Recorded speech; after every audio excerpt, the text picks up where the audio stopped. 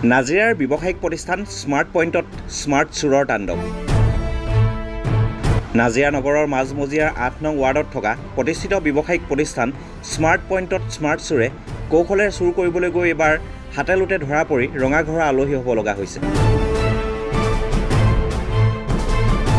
জানিবলৈ পোৱা মতে শিৱসাগৰ চেৰেকাৰ পৰা 3জন যুৱক ব্যৱসায়িক প্ৰতিষ্ঠানখনৰ ভিতৰত প্ৰৱেশ কৰি 3জনে বস্তু ক্ৰয় কৰাৰ চলেৰে কৌশলেৰে এজন যুৱকে এটা মূল্যৱান সামগ্ৰী তেওঁৰ চাৰ্টৰ ভিতৰত সুমুৱাই লয় আৰু সেই সময়তে 3জনকে নিৰীক্ষণ কৰি থকা কৰ্তব্যৰত কৰ্মচাৰী যুৱক এজনে সেই যুৱকজনক হাতে লোটে ধৰিবলৈ সক্ষম হয় যদিও আন 2জন যুৱক সেই স্থানৰ পৰা কৌশলেৰে পলায়ন কৰে। এই সমগ্ৰ বিষয় সন্দৰ্ভত নাজিৰা আৰক্ষী থানাক অৱগত কৰে আৰু নাজিৰা আৰক্ষী সেই স্থানত উপস্থিত হৈ যুৱকজনক আটক কৰে।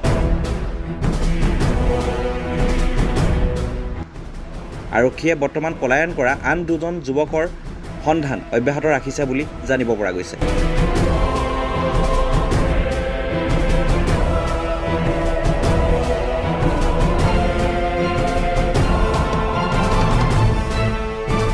ল'ৰাজন শুনামতে আপোনাক চেগাপৰ বুলি কৈছে। তেওঁ মানে বহুত দেৰি বজাৰ কৰি থকা দেখিলোঁ, কিন্তু বস্তু ল'ব পৰা নাছিলে তেওঁ। আৰু সেই হিচাপমতে মানে মই সন্দেহ কৰি পিনে তেওঁক অলপ পিছফালৰ পৰা অলপ আঁতৰৰ পৰা ধৰিব নোৱাৰাকৈ মই তেওঁক লক্ষ্য কৰি থাকোঁতে দেখা পাওঁ যে তেওঁ এটা নেছকেফে গ'ল্ড কফি 750 MRP এটা কফি তেওঁ পেটত ভৰাই লয়। আৰু সেইমতে মই নিজে তেওঁক লগতে তেওঁ 2জন আছিলে।